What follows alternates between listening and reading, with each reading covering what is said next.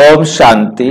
3 मई 2024 आज की साकार मुरली रंगीन बड़े बड़े अक्षरों में पढ़ें, सुने और मंथन करें। हम प्रतिदिन प्रातः 6 बजे 4:30 बजे मुरली मंथन करते हैं।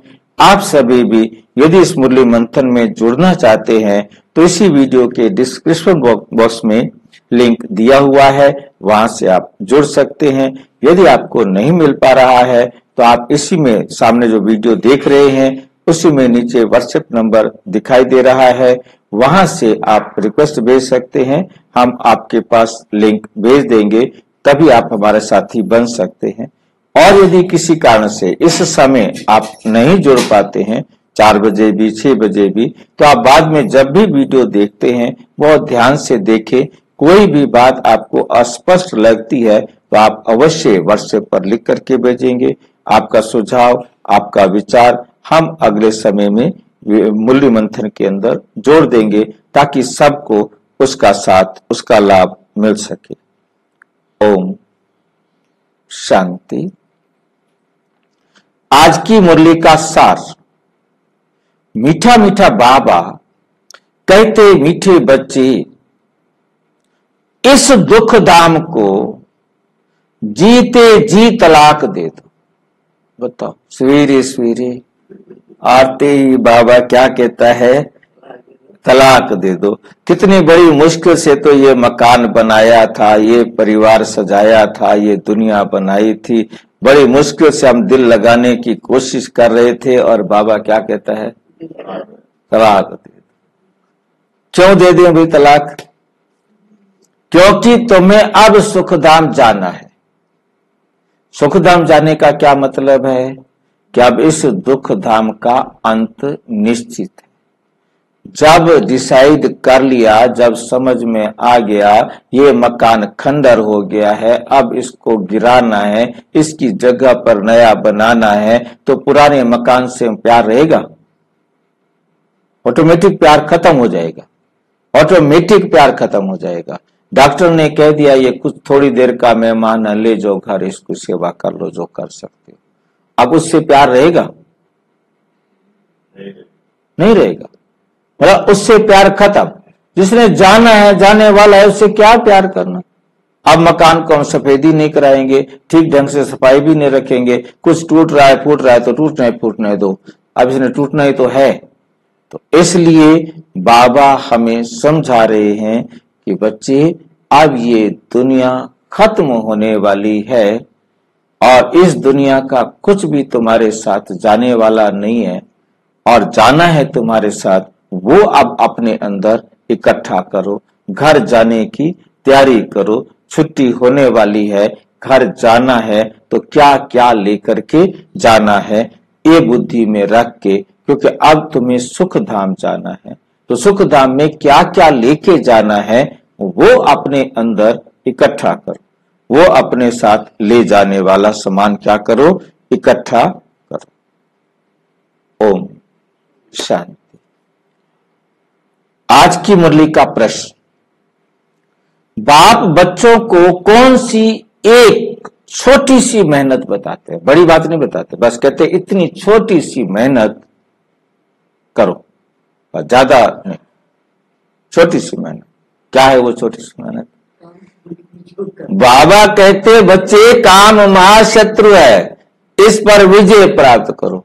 इसके लिए तो इस संसार में पैदा हुए, इसके लिए तो इस संसार में बड़े हुए। पैदा होते ही तू शादी करेगा, तेरी घरवाली आएगी, तेरा तूने पराए घर जाना है। मतलब शुरू से पहले दिन से यही पाठ पढ़ाते आए, सुनते आए। आज बाबा आकर क्या कहता है? वे थोड़ी सी मेहनत है। जिसके लिए सारा जीवन हम समझते रहे उसको बाबा कहते छोड़ दो, ये छोटी सी मेहनत है, इस पर विजय प्राप्त करो। यही तो मैं थोड़ी सी मेहनत देता हूं। क्योंकि बाबा कहते ये ब्रह्मचर्य पालन कोई सारा परिणाम नहीं है, ये एक छोटी सी एक इकाई है। इसके अलावा पवित्र बनने के लिए तो सारी बातें हैं। सारे संसार को तुमने छोड़ना है। ये तो उसमें छोटी सी बात है, एक काम विकार तो उस सारे छोड़ने के मुकाबले में तो एक है। सिर्फ काम विकार क्या, सारी दुनिया को जो कुछ भी तुम इन आंखों से देख रहे हो उसको भी छोड़ना है। परंतु एक एक छोड़ने के लिए कह रहे हैं ताकि बच्चों का दिल बैठ ना जाए। परंतु ये पहली बात ही इतनी खतरनाक है जो सारा समाज, सारा संसार जिससे डरता है कि ब्रह्मा कुमारीज में नहीं जाना। मैं भी यही सोचता था कि ब्रह्मा कुमारीज में नहीं जाना। तुम्हें तो संपूर्ण पावन बनना है, पतित से पावन अर्थात पारस बनना है, बिल्कुल एकदम शुद्ध सोना सतो प्रधान बनना है। सतो प्रधान बनने वाले पत्थर नहीं बन सकते। जो सतो प्रधान बनने वाले हैं, जो अपने अंदर दिव्य गुणों को भरने वाले हैं, वो कहीं आसुरी व्यवहार नहीं कर सकते, ऐसा काम नहीं कर सकते जिसके कारण किसी भी आत्मा को जरा भी दुख पहुंचे। दुख देने का तो उनको संकल्प ही नहीं आ सकता। बोल कर्म में तो बात की बात है, परंतु हमें सतो प्रधान बनना है, दिव्य गुणों से संपन्न देवता बनना है, तो हमें पत्थर बनने वाला कोई भी संकल्प, बोल व कर्म नहीं करना। हम पत्थर नहीं बन सकते। तुम बच्चे अभी गुल गुल बनो। क्या बनो? ये क्या होता है? गुल गुल, गुलाब का फूल बनो। गुल गुल, गुलकंद, गुलाब की जो कंद बनती है, मिठाई, ठीक है नहीं, जो खाने के लिए, तो वो जो है ना गुलकंद बोलते हैं उसको। तो गुलाब का गुल मना गुलाब फूल भी होता है और गुल मना गुलाब की होता है। गुलाब का फूल बनो तो बाप तुम्हें नैनों पर बिठाकर साथ ले जाएंगे। बाबा की आंखें हैं, आंखें है ही नहीं, आंखों पर बिठाकर ले जाएंगे। आंखों पर, हैं जी, नजदीक, आंखों पर बिठाकर ले जाना मतलब बहुत रिस्पेक्ट से, सम्मान से, प्यार से, मतलब अपने साथ ले जाएंगे। तो वो सम्मान, वो रिस्पेक्ट सबको तो नहीं मिल सकता। कैसे मिलेगा? हाँ जी, क्या धारणा, कितनी धारणा करें ये तो पता लगे। इसके तो लिमिट नहीं है, वो बताओ ना। बाप समान बने, बाप समान बनेंगे तो बाप नैनों पर बिठाकर ले जाएंगे।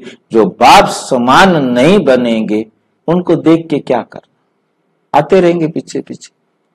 साथी बन के तो वही जाएंगे ना जो बाप समान बनेंगे। बाकी घराती बराती और पीछे पीछे तो बहुत सारे आते रहेंगे, उनको नैनों पर थोड़ा बिठा के ले जाएंगे। ओम शांति। रूहानी बाप रूहानी बच्चों को समझाते हैं। ये तो बच्चे जरूर समझते हैं, ये तो बच्चे जरूर समझते हैं हम ब्राह्मण ही हैं जो देवता बनेंगे। ये पक्का निश्चय है, ये पक्का निश्चय है ना। टीचर जिसको पढ़ाते हैं जरूर आप समान बना देते हैं, जरूर क्या करते हैं, आप समान बना देते हैं। ये तो निश्चय की बात है। कल्प कल्प बाप आकर समझाते हैं, हम नरकवासियों को स्वर्गवासी बनाते हैं। सारी दुनिया को बनाने वाला कोई तो होगा ना, जो सारी दुनिया को बनाता होगा, ऐसा बनाने वाला कोई तो होगा ना। बाप स्वर्गवासी बनाते हैं और रावण नरकवासी बनाते। इस समय है रावण का राज्य, ठीक है बात। क्या सबूत है, क्या सबूत है कि रावण का राज्य है?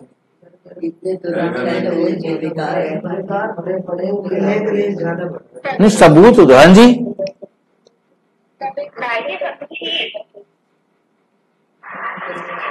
क्या बोल रहे हैं? सब दुखी है।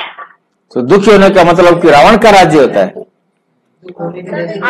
सबूत दो, सबूत का मतलब होता है राम राज्य चाहिए। बाबा कहते क्या चाहिए सबको? राम राज्य चाहिए। राम राज्य की स्थापना करने वाला तो कौन है? तो राम राज्य चाहिए कहते हैं, इसका मतलब राम का राज्य नहीं है। राम का राज्य होता तो राम राज्य क्यों चाहते? तो राम राज्य नहीं है तो इस दुनिया में क्या है? रावण का राज्य है। इस दुनिया में रावण का राज्य है। तो रावण राज्य स्थापन करने वाला भी कोई होगा? राम राज्य स्थापना करते हैं शिव बाबा, तो रावण राज्य की भी कोई स्थापना करने वाला होगा? राम भगवान को कहा जाता है, राम भगवान को कहा जाता है। कौन सा राम? 4 राम है, ठीक है नहीं? एक राम दशरथ का बेटा, एक राम घट घट लेटा, एक राम सकल जग पसारा, एक राम जग से न्यारा। ये कौन सा राम है हमारा? है ना? दशरथ का बेटा राम भी नहीं, जो घट घट में जरे जरे में समाया है वो भी नहीं, और जिसमें सारा संसार समाया है वो भी नहीं। एक का अर्थ है घट घट में राम लेटा, मीन्स परमात्मा कण कण में है, वो राम भी नहीं। और एक कहते हैं परमात्मा में ही सारा संसार है। भाई परमात्मा संसार में है, दूसरे कहते हैं परमात्मा में, मतलब एक राम घट घट लेटा, एक राम सकल जग पसारा। एक राम के अंदर सारा संसार फैला हुआ है, सारा संसार ही राम के अंदर है। कण कण में राम क्या कहते हो? ये एक अलग मत है, ठीक नहीं? जिसके लिए बीज रूप हो गया ना भाई जी, बीज रूप राम। हाँ, जिसके लिए बाबा ने स्पष्टीकरण के लिए हमें क्या बात समझाई, याद आती है? कौन सी बात बाबा ने समझाई हमें? कहां समझाया कि मेरे में संसार नहीं है?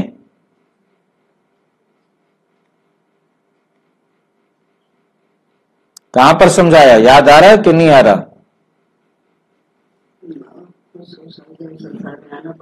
देखो प्रदर्शनी के चित्र में ध्यान से देखो, कौन से चित्र में है ऐसा?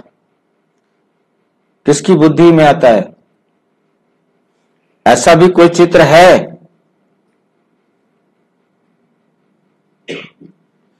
जिसमें हम कह सके कि परमात्मा कण कण में है, जिसमें हम कह सके कि परमात्मा बीज है? बीज वाला चित्र याद आ रहा है? झाड़ का चित्र। हाँ, झाड़ का चित्र। झाड़ के चित्र में एक साइड में छोटा सा बीज दिखाया है, दिखाई दे रहा है आपको बीज? और इस बीज के अंदर फिर क्या दिखा दिया है? इस बीज में झाड़ दिखाया है, दिखाई दे रहा है बीज में झाड़? बीज में झाड़ दिखाई दे रहा है आपको? देख रहे हैं सामने? इसमें बीज में झाड़ दिखाया है। हाँ जी, चित्र आपने देखा हुआ है।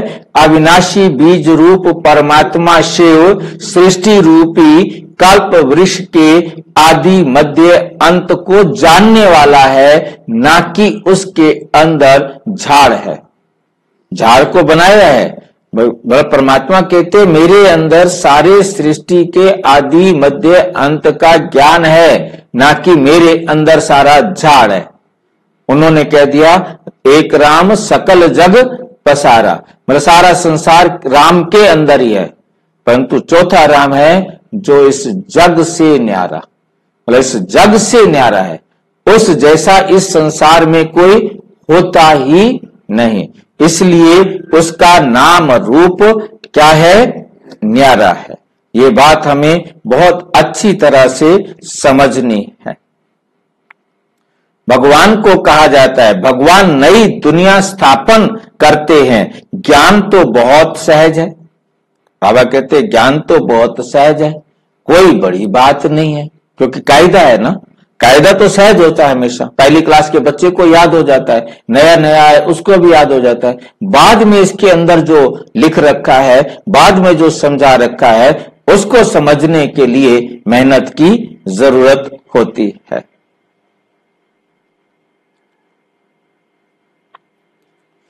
असंभव समझते हैं, नरकवासी से स्वर्गवासी बनने में बड़ी मेहनत लगती है, बड़ी मेहनत लगती है, क्योंकि माया का प्रभाव है।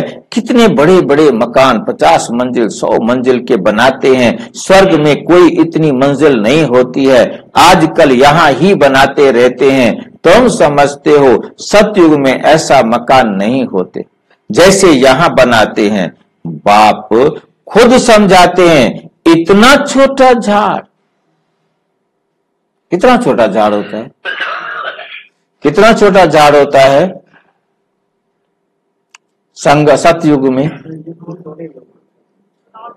9 लाख भी हो तो 9 अरब की जगह पर 9 लाख, कहां 9 अरब, कहां 9 लाख। सारी धरती, सारे संसाधन, सारे रिसोर्सेज वहां पर अवेलेबल होंगे। इतना छोटा झाड़ विश्व पर होता है तो वहां मंजिल आदि बनाने की दरकार ही नहीं, ढेर की ढेर जमीन पड़ी रहती है। यहां तो जमीन है नहीं, इसलिए जमीन का दाम कितना बढ़ गया है, वहां तो जमीन का भाव लगता ही नहीं। मतलब ये समय था कभी, हम जिसको पढ़ते हैं देखा तो नहीं है, कि पकड़ पकड़ कर अपने गांव में बसाते थे, नाई को ढूंढ ढूंढ कर लाते थे, आजा भी हमारे गांव में बस जा, कुम्हार तू भी हमारे गांव में बस जा। कोई और जो जरूरत समझते थे उसको ढूंढ कर, उसको कहते थे तेरे को जितनी जमीन चाहिए ले ले, पैसे चाहिए मकान बना ले। मतलब ये उस समय की बात बता रहा हूं, बहुत पहले की बात नहीं बता रहा हूं, अब से मतलब 100-200 साल समझ लो पहले ये हालत थी कि पकड़ पकड़ करके जो है ना लाया जाता था और बसाया जाता था। तो कहने का मतलब है कि अब से सोचो 5000 साल पहले, ठीक है ना, और अब से जब हमारा देश आजाद हुआ था तो कितनी जनसंख्या थी, 33 करोड़, 30 करोड़ थी 1947 में, और 1951 में जो जनगणना हुई उसमें 33 करोड़ थी। और जब अंग्रेजों का शासन था, पहली जनगणना हुई थी तो जनसंख्या कितनी थी, केवल 20 करोड़। 20 करोड़। जब पाकिस्तान भी, बर्मा भी, जहां अंग्रेजों का पूरा शासन था, वो जो भारत था उस समय उसकी जनसंख्या 20 करोड़ थी। अंग्रेजों ने फर्स्ट जनगणना कराई थी। पहली जनगणना विश्व में हुई थी तो वो 2001 में हुई थी। सोचा गया था 1988 में कि विश्व की सारे पूरे वर्ल्ड की जनगणना करनी चाहिए, परंतु प्लानिंग करते करते 2001 में पहली जनगणना हुई थी। त्रेता में ये तो 33 करोड़ देवी देवता बोलते हैं। त्रेता में तो पूरी धरती पर 33 करोड़ होते हैं, और जो हमारे देश में 1951 में थे वो उस टाइम त्रेता में पूरी धरती पर थे। तो हमें सोचने की बात है कि जब 20 करोड़ रहे होंगे भारत में तो भी कितना प्यार रहा होगा। सिर्फ 100 साल पहले की बात करता हूं, अब से 120 साल पहले सारे भारत की जनसंख्या केवल 20 करोड़ थी।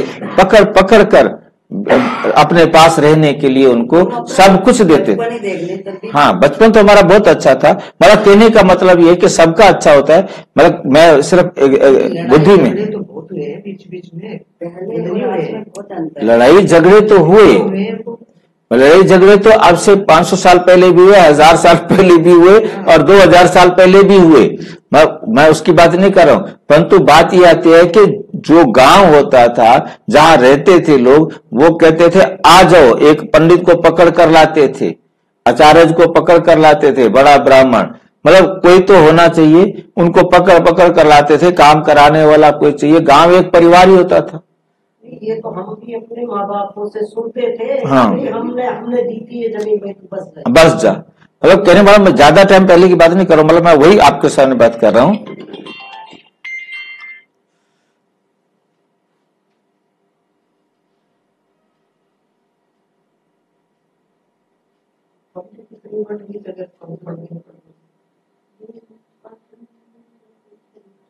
परम धाम से पूरी आने तो आएंगे, तभी तो विनाश होगा, तब खाली होगा। हाँ, तो हमें समझ में आ गया, ठीक है नहीं? जिसकी जितनी जमीन चाहिए, जिसको जितनी जमीन चाहिए ले सकता है, वहां तुमको सब कुछ मिल जाता है। तो सोचो, जब इस धरती पर सतयुग होगा तो सब कुछ, कोई किसी को रोकेगा? यहां तक कि क्योंकि जो वो देवता थे, देवता के पास जाके मांगना पड़े, उसे देवता थोड़ा कहेंगे। देवता तो तब होते हैं जो बिन मांगे दे दे। जिसकी जो जरूरत है, बस उनको लगे कि इसको ये जरूरत है, उसको कहें ले जा, ले ले भाई, तो पहले दे दें उसको, तब उसे देवता कहेंगे। यदि मांगना पड़ा, बच्चा रोया, वो मां नहीं, मांगना पड़ा वो देवता नहीं। मां को मालूम होना चाहिए कि मैंने कब बच्चे को क्या देना है। वहां तुमको सब सुख मिल जाते हैं, सिर्फ एक बाप की इस नॉलेज से वहां तुम्हें मिलेंगे, परंतु इस ज्ञान को अपने जीवन में धारण करने से। मनुष्य 100 मंजिल आदि जो बनाते हैं, उसमें भी पैसे आदि तो लगते हैं ना, वहां पैसे आदि भी लगते नहीं। सारा कुछ पड़ा है, उठा लो, बना लो, लगा लो, और वो बना देगा। कौन बना देगा आपके लिए मकान भाई? जिसको अब आपने कुछ दिया होगा, जिसके दिल में आपने जगह बनाई होगी, वो आपके प्रति प्यार करता होगा और वो आकर के आपको मकान बना देगा। तो आपके लिए मकान बना देगा, क्योंकि आपके लिए मकान वही बनाएगा जिसको आपने अभी बाप से मिलाने का सहयोग। ओम शांति।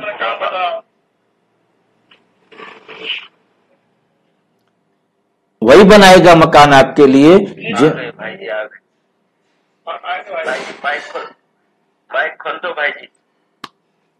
तो हमें बहुत अच्छी तरह से समझना है कि हमें बाप के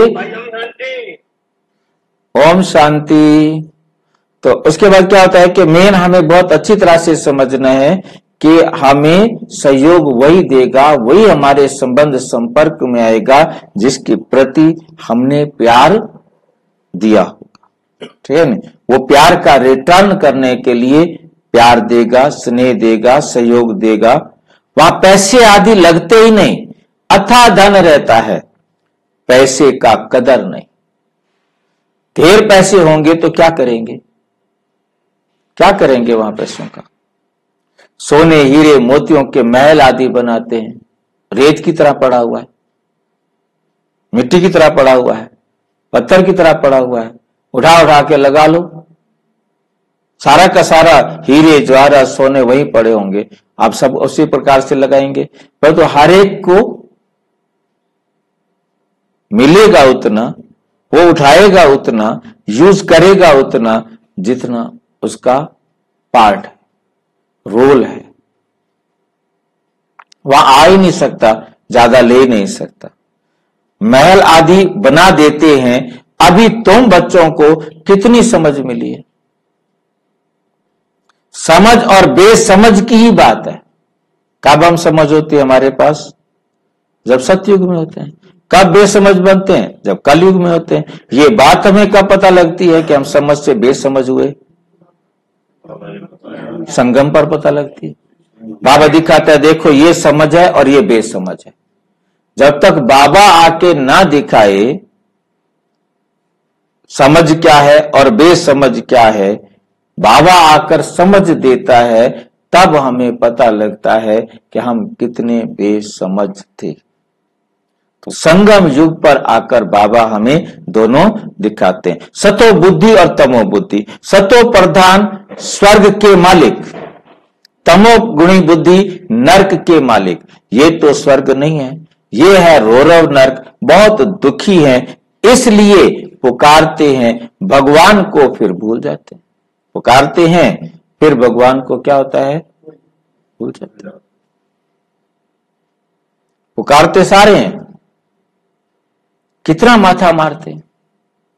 पूरी दुनिया में कितने बड़े बड़े संगठन बने हुए हैं, यूएनओ बना हुआ है, वर्ल्ड हेल्थ ऑर्गेनाइजेशन बना हुआ है, और भी बहुत सारे, कि हम विश्व को क्या कर दें, एक कर दें, विश्व में सद्भावना लेके आए, एकता लेके आए। कितना माथा मारते हैं, कॉन्फ्रेंसेस आदि करते हैं। ये G20 क्या है, सारे हम मिल जाएं, कैसे मिल जाए? परंतु तुम बच्चे समझते हो ये आपस में मिल नहीं सकते। बताओ, ये हम समझते हैं ये आपस में मिल नहीं सकते। क्यों नहीं मिल सकते? हमें पता है, लॉ नहीं है, टाइम नहीं है, अब तो और ही बिगड़ना है। अब तो संसार की अवस्था जो है और ही विकृत होनी है। ये सारा झाड़ जड़ जड़ी भूत है, फिर नया बनता है। तुम जानते हो कलयुग से सतयुग कैसे बना, ये नॉलेज तुमको बाप अभी ही समझाते हैं। ये ज्ञान बाबा इस समय ही आकर तुमको समझाते हैं। सतयुगवासी सो फिर कलयुगवासी बनते हो, फिर तुम संगमवासी बन सतयुगवासी बनते हो। पहले संगम युगी बनोगे, फिर आप सतयुग वाले बनोगे। और जैसे जितना जितना संगम युग पर अपने अंदर समझ बढ़ाते जाएंगे, उतना सतयुग के वासी बनते जाएंगे।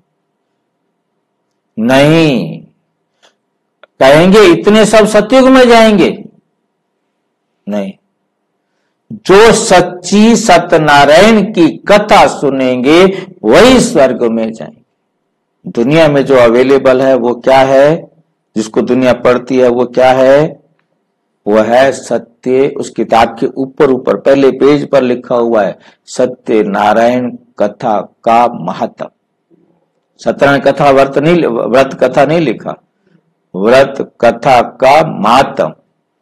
सातों दिनों की कथा के ऊपर लिखा हुआ है सोमवार कथा का महात्म, मंगलवार कथा का महात्म, संतोषी माता की कथा का महात्म। एकादशी की बुक पर भी लिखा हुआ है, जो हर 15 दिन बाद आती है, एकादशी व्रत कथा का महत्व। कथा नहीं है, एकादशी व्रत क्या है ये बारे में कुछ पता नहीं है। महात्मा के बारे में लोगों को पता नहीं क्या लिखा हुआ है। महात्म का पता है, महात्म मतलब लाभ, महात्म का मतलब होता है लाभ। एक सत्यनारायण की कथा सुनने का लाभ। सत्यनारायण की कथा का है, उसको वो सुनाओ ना, वो किसी के पास नहीं। लाभ क्या होता है वो भी पता नहीं, खाली लाभ होता है ये पता लाभ वो उन्होंने बता दिया कि राजपाट लुट गया था, कथा नहीं सुनी, और फिर उसने कथा सुनी तो राजपाट मिल गया। जैसे आजकल हमारी ज्ञान अमृत में भी कितने सारे लिखे आते हैं राजयोग के लाभ। हम ब्रह्मा कुमारी में गए, हमको ये लाभ हो गया, हमको ये लाभ हो गया, हमको ये लाभ हो गया। गपोड़े भर देते हैं, मतलब रियल तो बहुत कम लिखते हैं, रियल को जानते भी बहुत कम है। वही भक्ति मार्ग वाला अंधेरा चलता रहता है। सुनेंगे वही स्वर्ग में जाएंगे, बाकी सब शांति धाम में चले जाएंगे। दुख धाम तो होगा ही नहीं, दुख धाम तो होगा ही नहीं। तो इस दुख धाम को जीते जी क्या दे देना है? ये दुख धाम होगा ही नहीं तो छोड़ो इसको, तलाक दे दो। वैसे लगते हैं कोई नुकसान होगा, कोई फायदा होगा? वो तो फायदे वाले काम के लिए बाबा कह रहे तलाक दे दो। भाई अभी हमें क्या फायदा हुआ? हाँ जी, हम राजयोग से हम जो कथा सुन रहे हैं उससे अभी क्या फायदा हुआ है? वो आप बताओ, आपको जो फायदा हुआ होगा हर एक अपना अपना बताएगा। जब आपके पास टाइम होगा आप मुझे बताएंगे तो हम आपका रिकॉर्ड करके YouTube पर डाल देंगे, अच्छा होगा तो। परंतु अब बताने का सभी हम बात नहीं कर पाए, करेंगे। दुख धाम तो होगा ही नहीं, तो इस दुख धाम को जीते जी तलाक दे देना चाहिए। बाप युग क्लास ऐसी होनी चाहिए कि हमको ज्ञान पढ़ के और योग करके क्या क्या फायदा हुआ, उसमें डिस्कशन भी हो सकता है। डिस्कशन भी हो सकता है, उसके लिए हर एक अपना अपना तैयार करके बैठे। हमने कहा था कि हम 4 बजे वाली क्लास के बाद रिकॉर्ड करेंगे। यदि आप पहले प्लानिंग बनाएंगे कि हम देने के लिए आज तैयार हैं, अपना अनुभव सुनाने के लिए कि हम कैसे बाबा के बच्चे बने और बनने के बाद हमें क्या क्या फायदा हुआ। तो ये सभी अपना तैयार करें और नंबर लगाएं और फिर हम एक एक का रिकॉर्ड करेंगे और उसको फिर YouTube पर डालेंगे। YouTube पर डालने से पहले यदि आपको लगता है या हमें लगता है कि वो गलत है तो हम नहीं डालेंगे। आप रिहर्सल कर सकते हैं, मतलब गलत होगा तो अगले दिन फिर ले लेंगे, हम YouTube पर नहीं डालेंगे। हमने रिकॉर्ड तो कर लिया है, डालेंगे तभी तो जाएगा ना। तो बिल्कुल निडर हो करके अपने आप को तैयार करें, अपना मुंह खोलने के लिए तैयार हो। तो आप मुंह खोलेंगे तो धीरे धीरे मुंह खुलेगा। मुंह खोले बिना अपने जब तक बोलेंगे नहीं तब तक खुलेगा नहीं। तो हम उसको एक अनुभव को जो है ना YouTube पर एक चैनल पर अलग से प्लेलिस्ट बना देंगे ताकि अन्य लोग पढ़ करके आपके अनुभव से प्रेरणा लें, आपका जीवन, आपका अनुभव अनेकों को लाभ पहुंचाने वाला बने। उसके लिए 4 बजे वाली क्लास के बाद हम रिकॉर्ड कर सकते हैं, परंतु पहले आप मेंटली प्रिपेयर हो, मानसिक रूप से तैयार हो जाओ। जी कुछ लोग 4 बजे के क्लास भी नहीं अटेंड कर पाते हैं, उसके लिए भाई जब मैं बताओ कि क्या बता सकता हूं, क्योंकि सभी तो सब टाइम नहीं आ सकते, इसलिए मैंने 3 टाइम रखा है, परंतु 2 टाइम सबके लिए रखा है, एक प्राइवेट रखा है। 6 बजे और शाम को 4 बजे, दोनों में से आ जाएं। और नहीं कर सकते हैं तो आप मुझे बताएं तो हम उसको अलग टाइम में भी एडजस्ट करेंगे। आप युक्ति तो बताते हैं, रिकॉर्ड करके भेज सकते हैं क्या? हाँ बना के भेज सकते हैं, रिकॉर्ड करके अपना रिकॉर्ड करके वीडियो रिकॉर्ड करके भेज सकते हैं। सामने मोबाइल रखो और अपना अनुभव सुना दो। बाप युक्ति तो बताते हैं कैसे तुम तलाक दे सकते हो। क्या टाइम लिमिट क्या होगा? कोई टाइम लिमिट नहीं है, कोई टाइम लिमिट नहीं। इसमें कोई पैसे थोड़ा लग रहे हैं, ना भेजने में पैसे लग रहे हैं, ना मुझे YouTube पे डालने में पैसे लग रहे हैं। पता है सर भाई, इतना इतना बड़ा होगा, ज्यादा बड़ा कोई देख नहीं पाता। वो आप देखो ना कि आप अपने को मतलब कम से कितना फायदा हो गया, आपको कितना महत्व सुनाना है, आप सुना सकते हो। हाँ बाप युक्ति तो बताते हैं कैसे तुम तलाक दे सकते हो। तलाक देने का तरीका भी बाबा हमें आके सिखाते हैं, कैसे तलाक दे सकते हैं। कौन बताएगा हम कैसे तलाक देवें? बाबा ने बताया आज तक कभी कैसे तलाक देवें? दुनिया वाले तो बोलते हैं 3 बार तलाक तलाक होगा। वो तो मोदी ने खत्म कर दिया। अब बताओ। बस अपने आप को आत्मा समझना है और हाँ। नहीं यही तलाक है। अपने आप को आत्मा समझना है और इग्नोर करना है इस दुनिया को। हमने अपनी बुद्धि जिधर लगा दी उसके साथ हमारा रिश्ता हो गया, जिसको हमने छोड़ दिया वो टूट गया। बाबा कह ही देता है वहां से मरो मेरे पास आओ, मेरे को छोड़ते हो तो मर के तुम वापिस वहां चले गए हो। तो मतलब छोड़ना ही मरना है, सिंपल सा है, उसको छोड़ दो, उसके बारे में सोचना ही बंद कर दो। हाँ जी। एक तलाक ऐसी होती है जैसे घर में बाप युक्ति तो बताते हैं कैसे तुम तलाक दे सकते हो। इस सारी सृष्टि पर देवी देवताओं का राज्य था, अभी फिर बाप आते हैं स्थापना करने। हम उस बाप से विश्व का राज्य ले रहे हैं। ड्रामा प्लान अनुसार चेंज जरूर होनी है। ये है पुरानी दुनिया, इसको सतयुग कैसे कहेंगे? परंतु मनुष्य बिल्कुल समझते नहीं है कि सतयुग क्या होता है। बाबा ने समझाया है। इस नॉलेज के लिए लायक वे हैं जिन्होंने बहुत भक्ति की है, उन्हें ही समझाना चाहिए। जिन्होंने बहुत भक्ति की है तो भक्तों को समझाएंगे, वही आएंगे इसको समझने के लिए। बाकी जो स्कूल के होंगे नहीं वो समझेंगे भी नहीं। तो फिर ऐसे टाइम वेस्ट क्यों करना चाहिए? हमारे घराने का ही नहीं है तो कुछ भी मानेंगे नहीं। कह देते हैं आत्मा क्या परमात्मा क्या, ये मैं समझना ही नहीं चाहता ना। क्यों मेरा सिर खाते हो तुम रोजाना करके? समझ लो कि अभी इसका समय नहीं हुआ, जब समय होगा तो ये सुनेगा। तो ऐसे के साथ मेहनत क्यों करनी चाहिए? बाबा ने समझाया है, ऊपर में लिखा हुआ है। क्या लिखा हुआ है? बाबा कहते हैं हर चित्र पर लिख दो शिव भगवानोवाच, मतलब मेरा नाम लिख दो। परंतु कुछ पर लिखा गया है, कुछ पर नहीं भी लिखा गया है। बाबा ने समझाया ऊपर में लिखा हुआ है भगवानोवाच, मैं आता ही हूं कल्प कल्प पुरुषोत्तम संगम युग पर, और साधारण मनुष्य तन में जो अपने जन्मों को नहीं जानता। मैं बतलाता हूं पूरे 5000 वर्ष का पाठ किसका होता है। बाबा कहते मैं ही आके बताता हूं पूरे 5000 वर्ष का पाठ किसका होता है। हम बता देते हैं जो पहले नंबर में आया है उनका ही पाठ होगा। जो पहले नंबर में आया उनका ही पाठ होगा ना। पहले नंबर में कौन आया? श्री कृष्ण का पाठ बजाने वाली आत्मा। श्री कृष्ण का पाठ बजाने वाली आत्मा, ठीक है नी। श्री कृष्ण का पाठ बजाने वाली आत्मा पहले पहले आती है।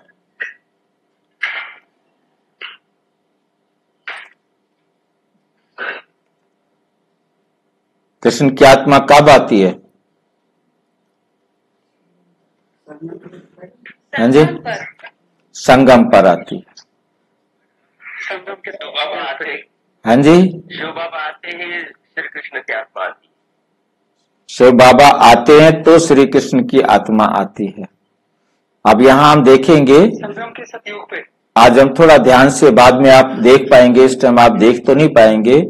बाबा की मुरली मैं दिखा रहा हूं यहां पर, ज्ञान से भी जानते हैं। ये मुरली जो है ना पुरानी है, 3 मार्च की मुरली है, 3 मार्च 2020 की, जिसके अंदर बाबा कहते ज्ञान से हम जानते हैं कि हम बैगर टू प्रिंस बन रहे हैं। क्योंकि आज की मुरली का विषय हमारे पास बैगर टू प्रिंस बनना, ठीक है नहीं। हमारे बैगर टू प्रिंस बन रहे हैं। हमारी एम ऑब्जेक्ट ही क्या है? हमारी एम ऑब्जेक्ट, हाँ जी, विष्णु चतुर्भुज।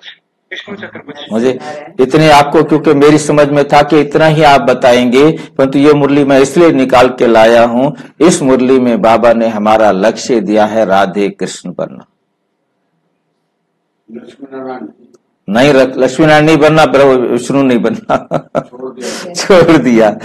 आज की मुरली जो मैं देख रहा हूं सामने, मैं वीडियो पर देख रहे हैं सभी, ज्ञान से भी जानते हैं। ये 3 मार्च 1920 की मुरली है, 2020 की। और ज्ञान से भी जानते हैं कि हम बैगर टू प्रिंस बन रहे हैं। हमारी एम ऑब्जेक्ट ही ये राधे कृष्ण बनने की है, लक्ष्मी नारायण नहीं।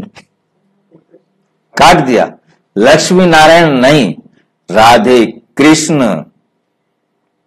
क्योंकि पूरे 5000 वर्ष तो इनके ही कहेंगे, 5000 वर्ष तो इनके कहेंगे ना, राधे कृष्ण के कहेंगे ना, राधे कृष्ण के कहेंगे ना। लक्ष्मी नारायण को तो 20, 25, 30, 35 वर्ष क्या हो जाएंगे? कम हो जाएंगे ना। क्या बाबा ना मुरलियों में कहां कहां एक एक लाइन इधर उधर घुमा घुमा के रख देता है, सारी इकट्ठी करके समझा देता है। ये आपकी ये पीरियड में शरीर छोड़ना पड़ेगा राधे कृष्ण बनने का मतलब। इसलिए कृष्ण की महिमा जास्ती है। इसलिए कृष्ण की महिमा क्या है? जास्ती है। मतलब कितना बाबा जो है ना क्लियर बात समझाते हैं। अब जो जिस बात पर मैं नेक्स्ट जो बात बाबा कह रहे हैं, सबसे पहले जो आता है वो इनको ब्रह्मा के तन में बोल रहे हैं और ब्रह्मा को कह रहे हैं, इनको भी बाप कहते हैं। हे कृष्ण की पुरानी तमो प्रधान आत्मा, क्या कह रहे हैं सुनना ध्यान से ना। हे कृष्ण की पुरानी तमो प्रधान आत्मा, तुम अपने जन्मों को नहीं जानती हो। ये मुरली में कह रहे हैं, 9 तारीख की मुरली है, 9 मार्च 2020 की। इनको ब्रह्मा को भी बाप कहते हैं। हे कृष्ण की पुरानी तमो प्रधान आत्मा, तुम अपने जन्मों को नहीं जानती हो, तुम कृष्ण थे। ये मुख से बोल रहे हैं, मुरली में बोल रहे हैं, थे तो सतो प्रधान थे। फिर 84 जन्म लेते लेते अभी तुम तमो प्रधान बने हो। अभी तुम क्या बन गए हो?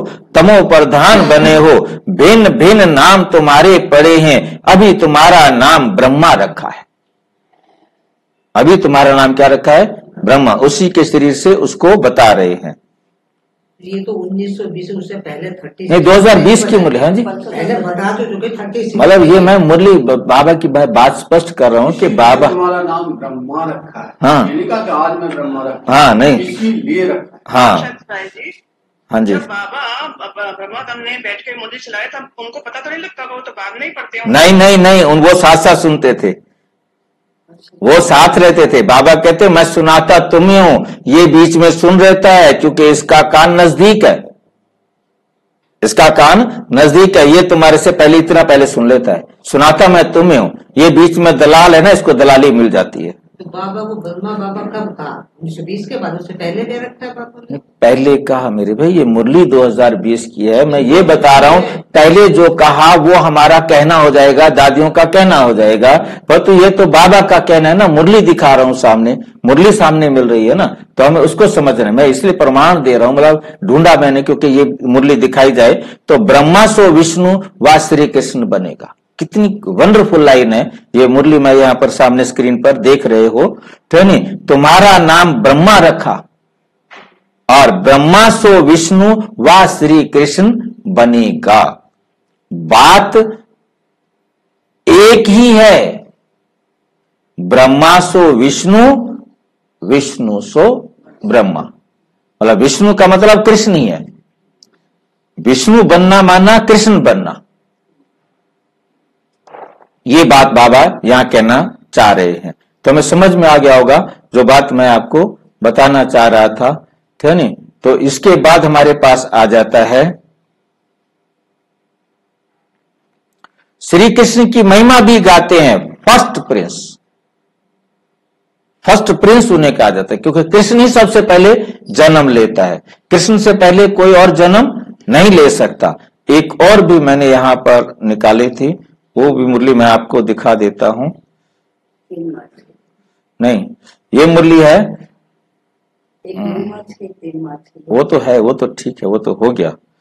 ये मुरली है जहां बाबा सारे प्रश्न पूछते हैं, उसके लिए भी जवाब है, उसको ध्यान से देखेंगे। मैं स्क्रीन पर इसको दिखा रहा हूं। भाई प्लीज स्क्रीन पर तो नहीं रही, आपको नहीं दिखाई दे रही, बाकी दुनिया को तो दिखाई दे रही है ना। आप जो है ना शाम को या बाद में मुरली आएगी तब इसको देख लेना।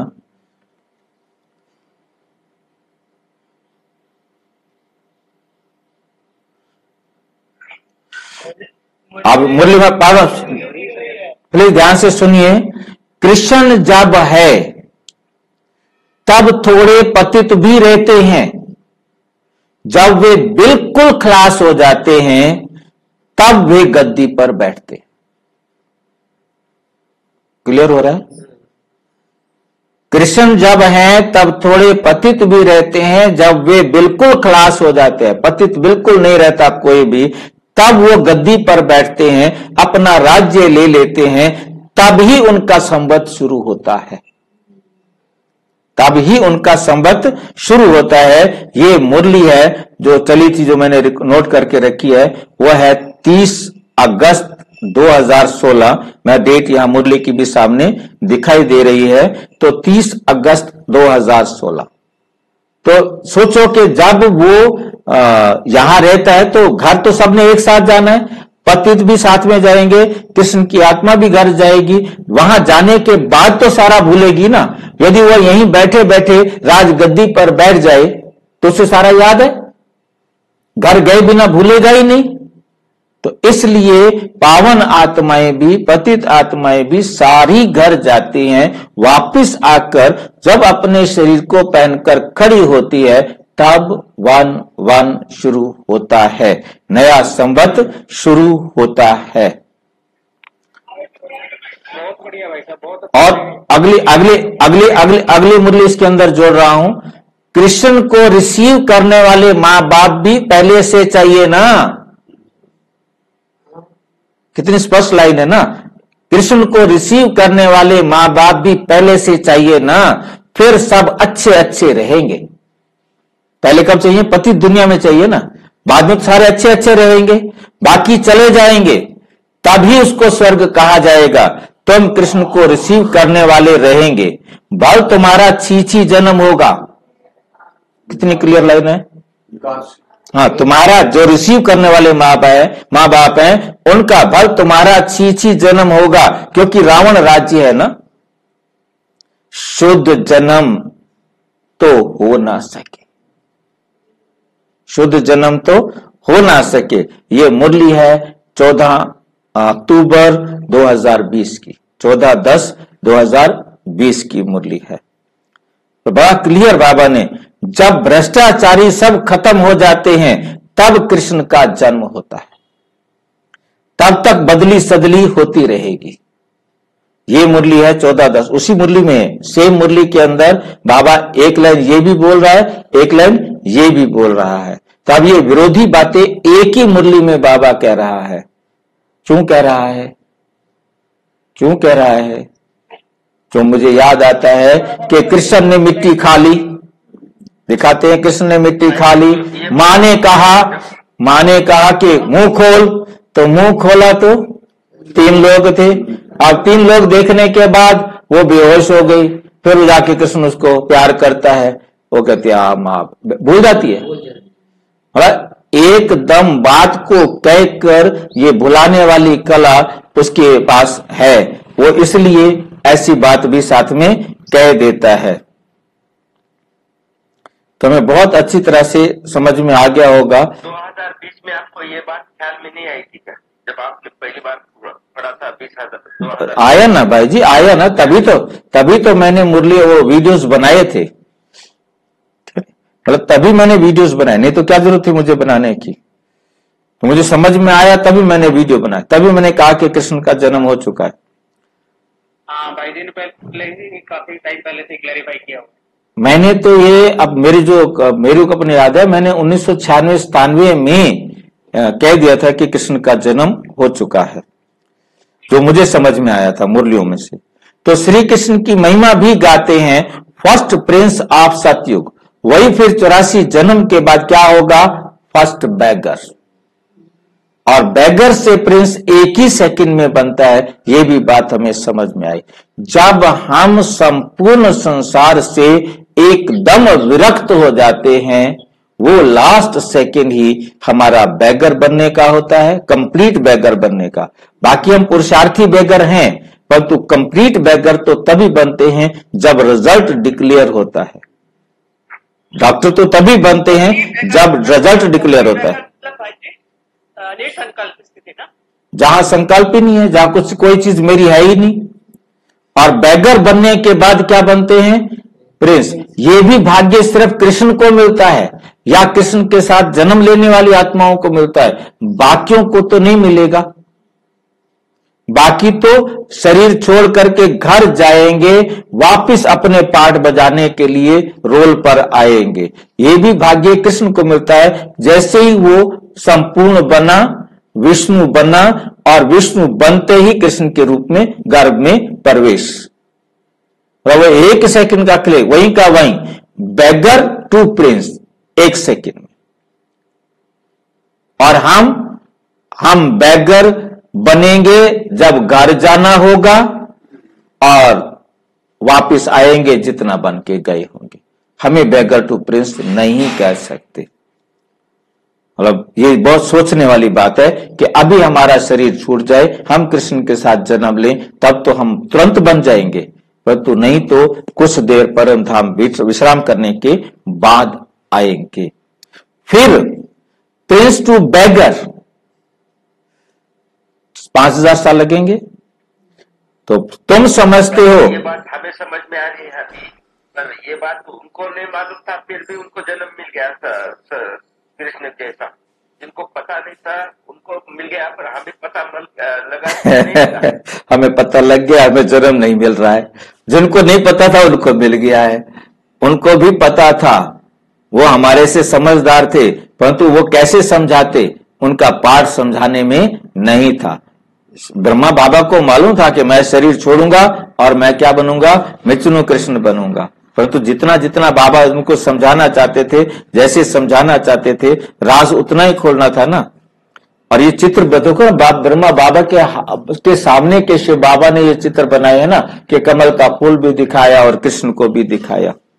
तुम समझते हो प्रिंस टू बेगर कैसे बनते हैं, तुम समझते हो प्रिंस टू बेगर कैसे बनते हैं, फिर बाप आकर कोड़ी से हीरे जैसा बनाते हैं, जो हीरे जैसा है वो फिर कोड़ी जैसा बनते हैं। ये वंडरफुल राज, पुनर्जन्म तो लेते हैं ना। सबसे ज्यादा जन्म कौन लेते हैं, ये तुम समझते हो। पहले तो श्री कृष्ण को ही मानेंगे, पहले सबसे ज्यादा जन्म कौन लेगा, कृष्ण ही लेगा। उनकी राजधानी है, बहुत जन्म भी उनके और किसी के नहीं हो सकते, और पहला जन्म भी किसका होता है, श्री कृष्ण का ही होता है। राधा का भी चाहे कुछ सेकंड बाद हो, राधा का भी कुछ सेकंड बाद होगा। ये तो बहुत सहज बात है, परंतु मनुष्य इन बातों पर ध्यान नहीं देते, मनुष्य इन बातों पर ध्यान नहीं देते। बाप समझाते हैं तो वंडर खाते हैं, बाप एक्यूरेट बताते हैं, बाबा एक्यूरेट बताते हैं, फर्स्ट सो लास्ट। कल प्रश्न पूछा था इस पर किसी भाई ने कि आपने कहा है फर्स्ट तो लास्ट, क्या मतलब है। वो कुछ इसका और अर्थ निकाल रहे थे, वो निकाल रहे थे कि जो फर्स्ट आया वही लास्ट आएगा। मतलब फर्स्ट मींस जो टॉप पर पहुंचा वही लास्ट बॉटम पर भी पहुंचता है। जो सबसे पहले इस संसार में आता है वही ही अंतिम होगा, वही पूरे 5000 साल रहेगा, वही पूरे 5000 साल लेगा। क्योंकि ब्रह्मा की आत्मा चाहे सूक्ष्म वतन में शरीर पाठ बजा रही थी, और जैसे ही उसने सूक्ष्म अवस्था में भी संपूर्णता को प्राप्त किया तो एक ही सेकंड में कृष्ण के रूप में जन्म लिया। तो पूरे 5000 साल तो कृष्ण रहा ना, या कभी किसी रूप में कभी किसी रूप में पूरे 5000 साल रहा ना। तो इसीलिए बाबा ने 5 जनवरी 1969 वाली मुरली है, जिसमें बाबा ने कहा कि कृष्ण की आत्मा 5000 साल कोई पूरे नहीं रहते। मैं उस मुरली को भी निकाल सकता हूं, मेरे पास है वो मुरली। चलो अब निकालने की जरूरत नहीं है, टाइम ज्यादा लगेगा। तो कहने का मतलब यह है कि आपको दिखा दिया ना कि 5000 साल वो मुरली में लिखा है, पूरे 5000 साल वर्ष। कोई कहते हैं हम रहे यहां, कोई कहते हैं पूरे 5000 वर्ष नहीं रहे, पहले यही कहा। तो कृष्ण की आत्मा को मोटे रूप से क्या है, पूरे 5000 साल का पाठ यही है ना। हाँ जी, 5 जनवरी 1969। तो उस मुरली में बाबा ने क्या कहा कि 5000, पहले ये कहा कि 5000 साल पूरे यहां रहते हैं। कोई कहेंगे कि हम 5000 साल पूरे नहीं रहते। फिर बाबा को टच किया, एक मिनट, बाबा को टच किया, क्या टच किया कि पूरे 5000 साल तो कोई रहेगा तो फिर धरती खाली हो जानी चाहिए ना, वो आत्मा तो पूरे परम धाम में नहीं रही ना। तो फिर बाबा ने कहा कि कम से कम 1 साल, 4900, वो कहेंगे 4999 साल हम परम धाम में रहे, 1 साल के लिए हम यहां आए हैं, और हम कहेंगे कि हम 4999 साल यहां रहे, 1 साल हम परम धाम में रहे। तो ये क्योंकि कृष्ण का जन्म हो गया, जन्म होने के बाद कृष्ण की आत्मा 1 साल के लिए परम धाम रहने के लिए जाती है। मतलब ये बड़ी वंडरफुल बात है जो आज हमें और अच्छी तरह समझ में आई कि क्यों बाबा ने 5000 साल कहकर फिर 4999 साल किया। क्योंकि वो आत्मा तो पूरे जन्म यहां ले लेती है, तो पूरे 5000 साल का पाठ यहां हो गया, पर तो उसके पाठ में मतलब 25 साल 30 साल पाठ बजाने के बाद वो आत्मा भी एक बार 1 साल के लिए परम धाम जाती है। ये बात भी आज हमें समझ में आई है। फर्स्ट हीरे जैसा, फर्स्ट जन्म कैसा होता है, हीरे जैसा। और बात क्लियर कर रहे हैं बहुत, और अच्छी तरह आज मुरली हमें स्पष्ट कर रही है। फर्स्ट हीरे जैसा, वो नारायण का तो नहीं कहेंगे, हीरे जैसा जन्म नारायण का तो नहीं कहेंगे ना, ब्रह्मा का, कि ब्रह्मा वाली आत्मा डायमंड बनती है फर्स्ट हीरे जैसा, संगम पर वो डायमंड बनती है फर्स्ट हीरे जैसा, पहला जन्म डायमंड जन्म। जैसे ही परमात्मा ने प्रवेश किया उसके दागों को मिटाना सिखाया, वो ब्रह्मा का जन्म, और लास्ट जन्म कोड़ी जैसा, एकदम बॉटम पर। इसलिए कहते हैं कि लक्ष्मी नारायण का डायमंड जन्म नहीं, क्योंकि उन्होंने तो पुरुषार्थ करा ही नहीं। हाँ पुरुषार्थ तो ब्रह्मा ने बिल्कुल बिल्कुल बिल्कुल। मतलब आज की मुरली में देखो कितना सारा बोला एकदम मैटर इकट्ठा कर दिया कि फर्स्ट हीरे जैसा पहला जन्म डायमंड जन्म होता है। और वो जन्म कब हुआ?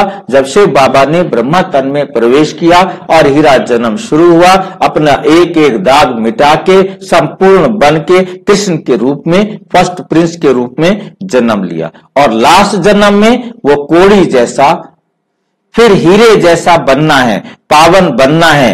इसमें तकलीफ क्या? एक मिनट, लक्ष्मी नारायण का जो की जो आत्मा है वही तो ब्रह्मा की आत्मा है ना, वो प्रारब्ध मतलब की है, तो वो भोगने के लिए लक्ष्मी नारायण बन रही है, लेकिन वही आत्मा है ना।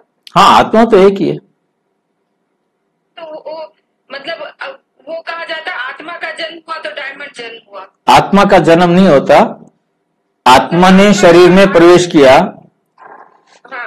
आत्मा जब शिव बाबा परम धाम से आए, आकर के ब्रह्मा को एडॉप्ट किया, तो वो हो गया ब्राह्मण जन्म, डायमंड जन्म, हीरा जन्म अनमोल, जिसमें एक एक दाग उसने अपने जीवन से मिटाया, है नहीं? क्योंकि स्वयं ईश्वर ने अडॉप्ट किया, इसलिए डायमंड जन्म।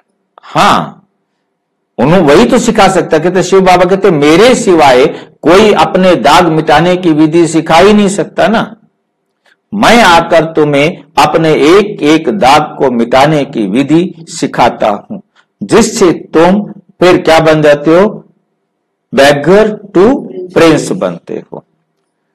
जब तुम्हारे पास सब कुछ खत्म हो जाता है, ब्रह्मा बाबा का भी सब कुछ खत्म किया, और सब कुछ खत्म करने के लिए शरीर भी छीन लिया, फिर भी सूक्ष्म पाठ बजाया, फिर भी जब वो एकदम बाप समान संपूर्ण बना, संसार की कोई वस्तु से उसका हिसाब किताब नहीं रहा, तब उसे परमधाम नहीं भेजा, तब उसे यहां जन्म लेने का नियम बनाया। वो यहां तुरंत जन्म लेता है, परम धाम तो बाद में जाएगा। 20, 25, 30, 35 वर्ष बाद में, क्योंकि कुछ मुरलियों में 30-35 है और कुछ मुरलियों में 20-25 है। फिर हीरे जैसा बनना है, पावन बनना है, ठीक है। इसमें तकलीफ क्या है? उसे क्या तकलीफ है? जमीन जब साफ होती है उसमें पूरा सेट होने में 1 साल लगते, 1 साल। सारी धरती को पुनः एकदम सेट होने में 1 साल लगता है, क्योंकि उस 1 साल में सभी आत्माएं अपने शरीर को सुरक्षित छोड़कर जाती हैं। जो सतयुग के लायक जिन्होंने पवित्रता से जन्म लिया था कृष्ण के साथ, उनके शरीर सुरक्षित रहते हैं उन बैंकर्स के अंदर, जहां उनको फुल प्रूफ बनाए गए हैं, जहां उनकी सतयुग के आदि के अंदर जो कुछ उनको चाहिए वो सारा कुछ अब वो सेट करके जाएंगे, क्योंकि वापिस आकर के तो केवल उन्होंने खड़ा होना है। जब वो खड़े होंगे तो क्या वो छोटे रूप में होंगे या बड़े रूप में? जो आप 25 साल का हो गया तो 25 साल का होगा ना, वो बच्चा थोड़ा होगा।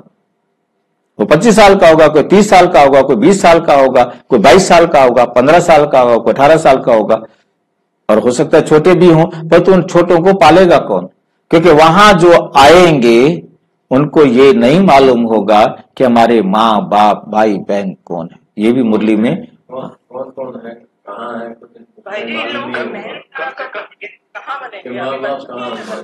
बन रहे हैं, फुल प्रूफ हो रहे हैं। कम से कम 5 साल का होगा भाई जी।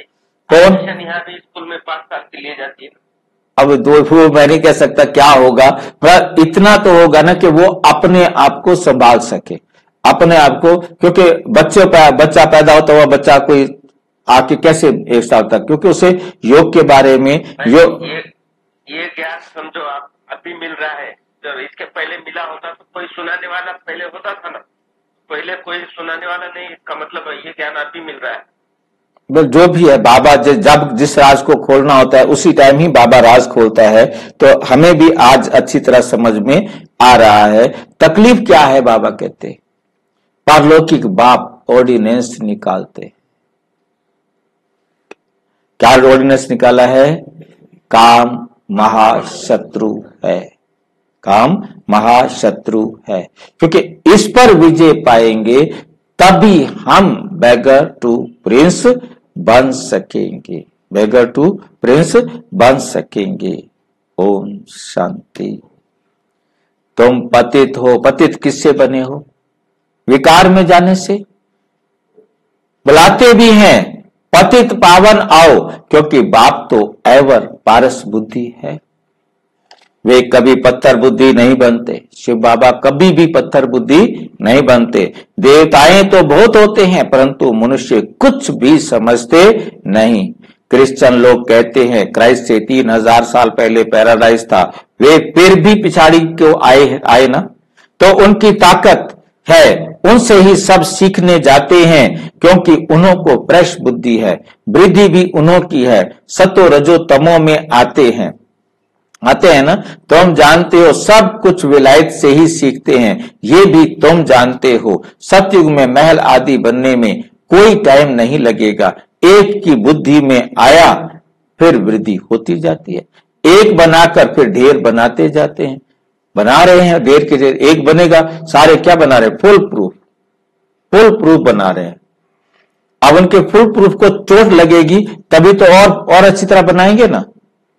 जैसे कल मैंने न्यूज में देखा था कि अपना इजराइल ने ईरान के डिफेंसिव सिस्टम जो रूस ने उसको दिया था, जिसके नशे पर उसने आक्रमण किया था इसके ऊपर, इजराइल के ऊपर, इजराइल ने उसको ध्वस्त कर दिया कि मैं सब कुछ कर सकता हूं। समझ लो तुम, रूस तक हिल गया है कि मेरा डिफेंसिव सिस्टम क्या हो गया? फेल हो गया। मेरा डिफेंसिव सिस्टम फेल हो गया तो मेरे मकान का क्या होगा? वो बना तो अपने लिए रहा है ना महल, उसमें और इंप्रूवमेंट करो भाई, और सोचो क्या कमी निकालनी है, उसको फुल प्रूफ बनाओ। मैं नहीं मरना चाहिए, ये नहीं पता कि वहां तू नहीं रहेगा, कृष्ण रहेगा। ये बात बाइडेन को भी पता लगेगी, ये बात पूरे वर्ल्ड के राजा महाराजाओं को समझ में आ गई कि अभी हमारे सिस्टम में कहीं कमी है। फुल प्रूफ चाहिए, कोई भी उसको नुकसान ना कर सके। वो फुल प्रूफ सिस्टम लगा के जाएंगे, तभी तो सारा धरती को आग लगेगी, तो वो उनका कुछ भी नहीं होगा। एक बनाकर फिर ढेर बनाते हैं, बुद्धि में आ जाता है एक बना ले, फिर दूसरा देश फटाफट बना लेता है।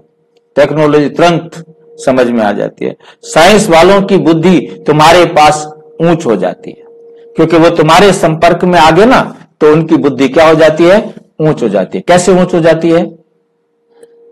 कैसे ऊंच हो जाती है? यहां आकर उनका कैरेक्टर टॉप पे चला जाता है। आज साइंस वरदान से अभिशाप क्यों बन गई है? क्योंकि उनका कैरेक्टर बॉटम में चला गया है।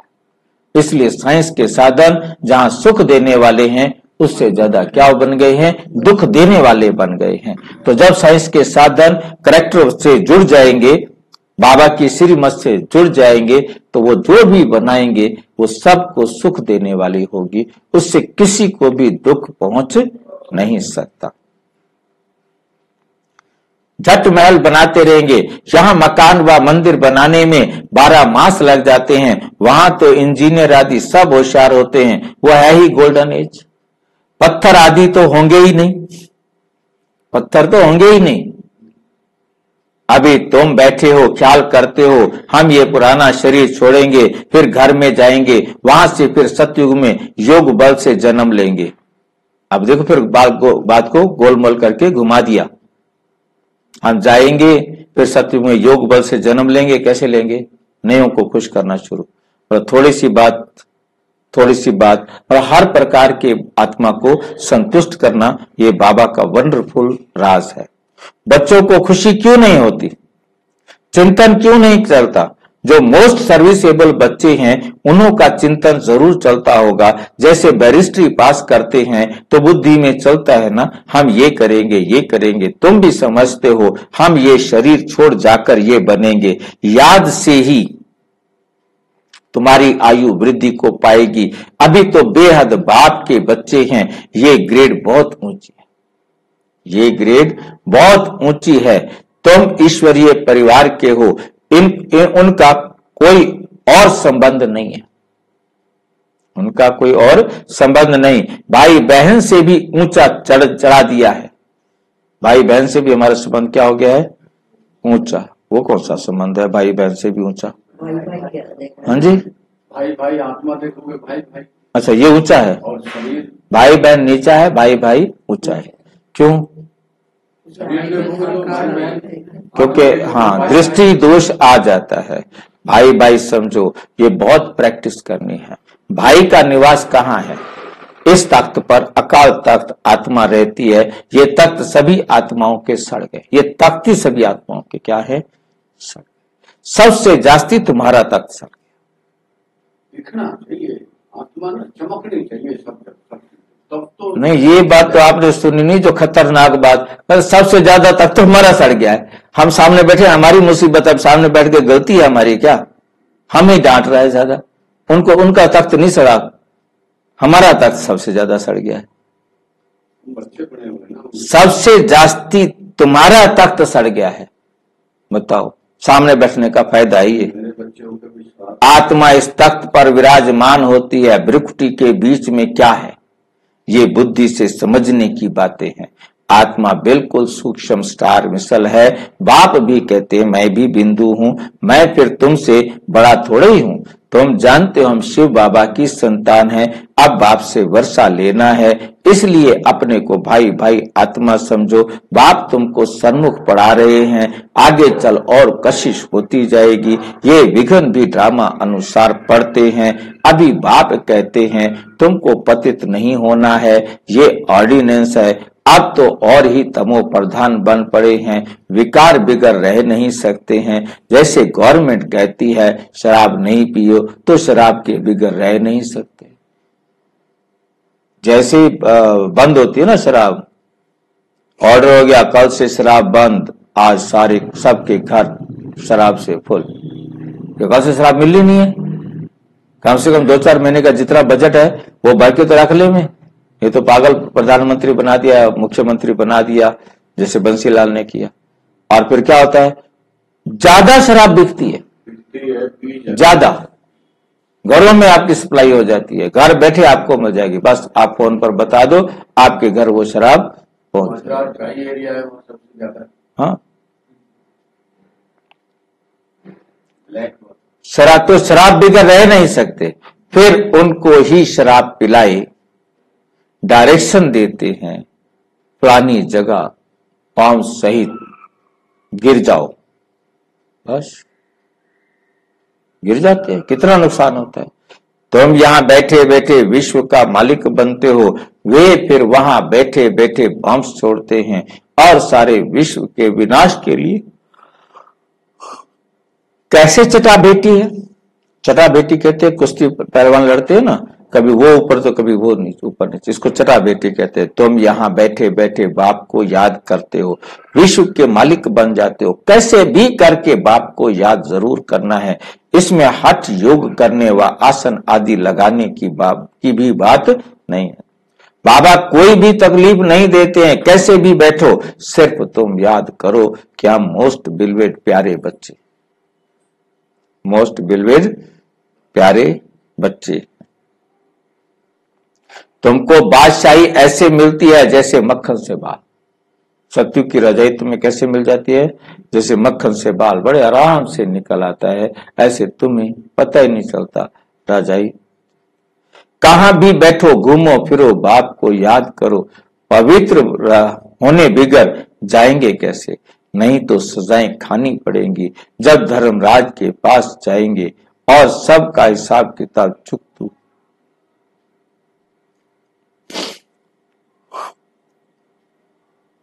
और सबके साथ हिसाब किताब चुप्त हो जाएगा। जितना पवित्र बनेंगे उतना ऊंच पद पाएंगे। इम्प्योर रहेंगे तो सूखा रोटला, पवित्र रहेंगे ना तो सूखा रोटला खाएंगे।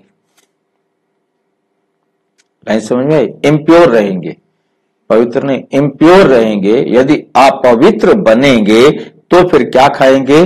सूखा रोटला खाएंगे। मतलब जीवन में सुख नहीं मिलेगा। जितना बाप को याद करेंगे पाप कटेंगे। इसमें खर्चे आदि की कोई खर्चा नहीं है। पवित्र बनने में कोई खर्चा। बस घर में बैठे रहो, बाप से भी मंत्र ले लो। यह है माया को वश करने का मंत्र। कौन सा मंत्र है माया को वश करने का? अब इस मंत्र को बैठकर रटे।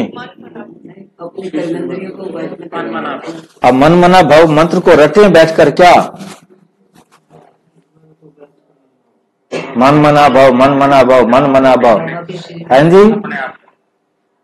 एक बाबा की कीमत समझा दो अपने आप को, कन्विंस। हाँ, मंत्र माना सलाह। हमने पहले बुद्धि से समझना है। मंत्र माना सलाह, ये रटने वाला मंत्र नहीं। ये बाबा ने हम बच्चों को सलाह दी है। इस सलाह में यदि हमारा कल्याण छिपा हुआ है, ये समझ में आता है, तो इसको बुद्धि को बैठकर समझाओ। मुख से कुछ बोलो नहीं।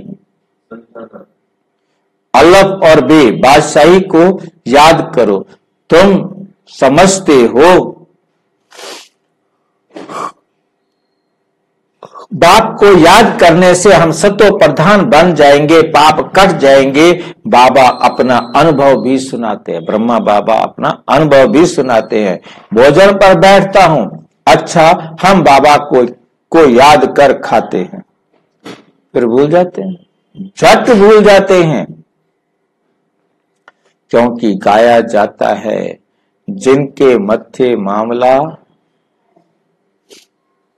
तो उसकी नींद फिर जाएगी। उसको नींद आएगी क्या रात को?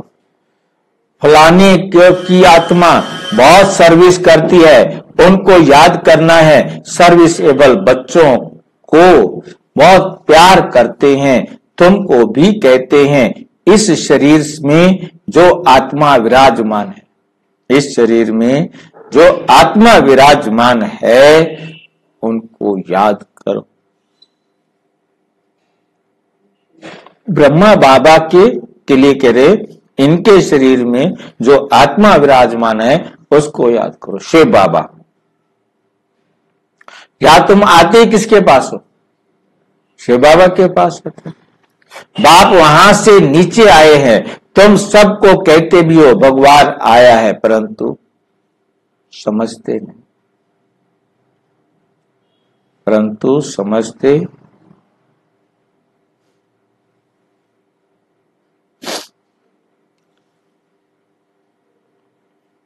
युक्ति से बताना पड़े। हद और बेहद के दो बाप है। अब बेहद का बाप राजाई देने के लिए आए।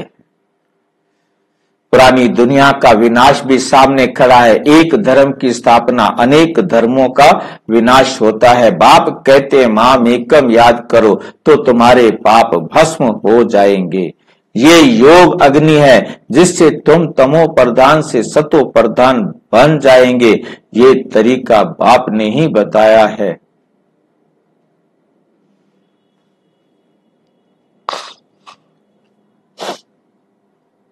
तुम बच्चे जानते हो बाप सबको गुल गुल बनाकर नयनों पर बिठाए ले जाते। कौन से नयन? बाबा बता रहे कौन सी आंखें? कहे तुम सोचो मेरी भी आंखें हैं ज्ञान के। मेरी आंखें कौन सी है? ज्ञान की आंखें।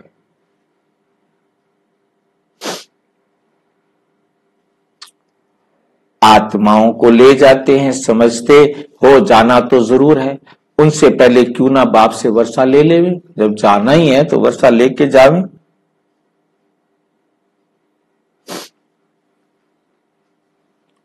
कमाई बहुत भारी है, बाप को भूलने से फिर घाटा भी बहुत। यदि आप बाप को भूले तो बहुत घाटा होगा।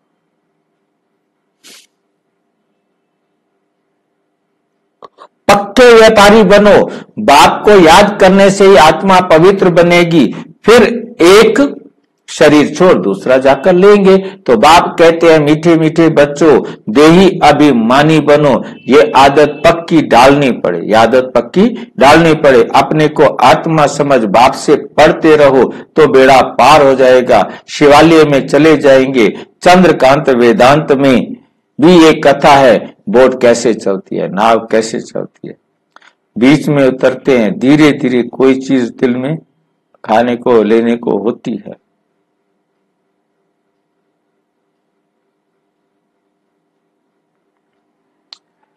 बोट कैसे चलती है, बीच में उतरते हैं, कोई चीज में दिल लग जाती है, स्टीमर चला जाता है। अब दिल लग गया, अब चाय पीने बैठ गए, तब तक चला गया जहाज, बैठे रहो, काल आएगा।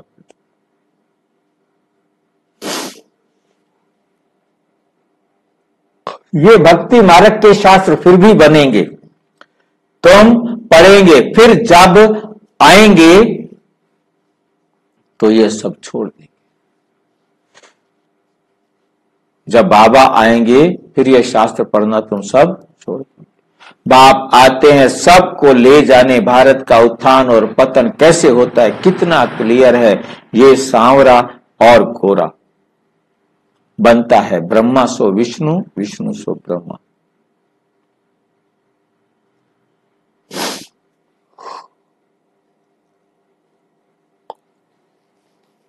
एक तो सिर्फ नहीं बनता ना, एक ब्रह्मा तो नहीं बनेगा ना। ये सारी समझानी है, श्री कृष्ण की भी समझानी है। गोरा और सांवरा स्वर्ग में जाते हैं तो नरक को लात मारते हैं, ये चित्र में क्लियर है ना।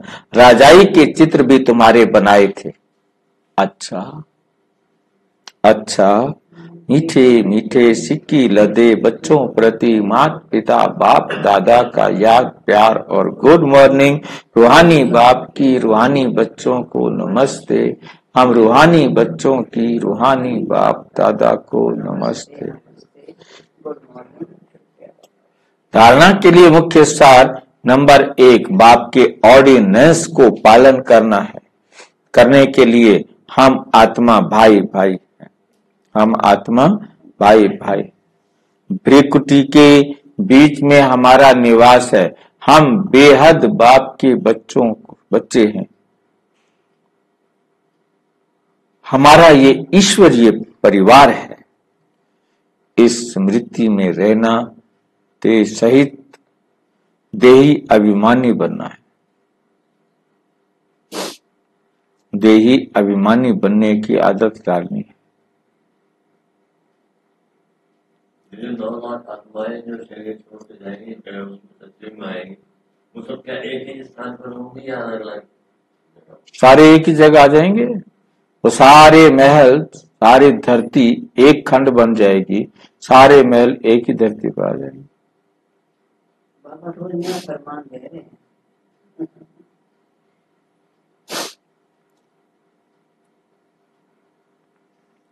धर्मराज की सजाओं से छूटने के लिए हिसाब किताब चुकतू करने हैं। माया के वश को वश करने का जो मंत्र मिला है, मन मना भव, उसको याद रखना है। याद रखना मीन्स अपने जीवन में लाना।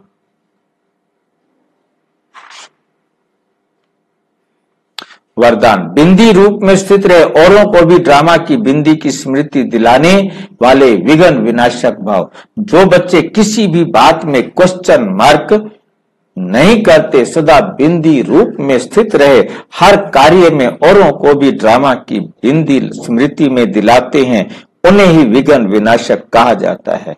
वे औरों को भी समर्थ बनाकर सफलता की मंजिल के समीप ले आते हैं।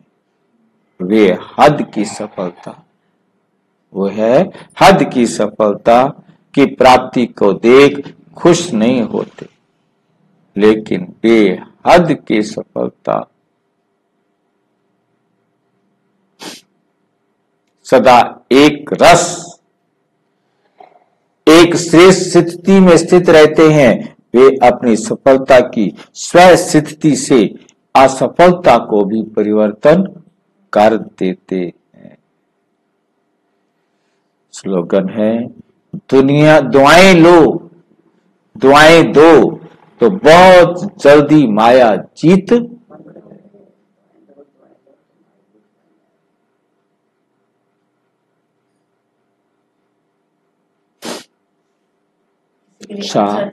ओम शांति। और विस्तार से जानने के लिए प्रजापिता ब्रह्मा कुमारी ईश्वरीय विश्वविद्यालय के किसी भी सेवा केंद्र पर संपर्क करें। और यदि कोई प्रश्न है तो 9213106986 पर केवल टेलीग्राम करें। 9650692270 पर केवल व्हाट्सएप करें। फोन नहीं। ओम शांति।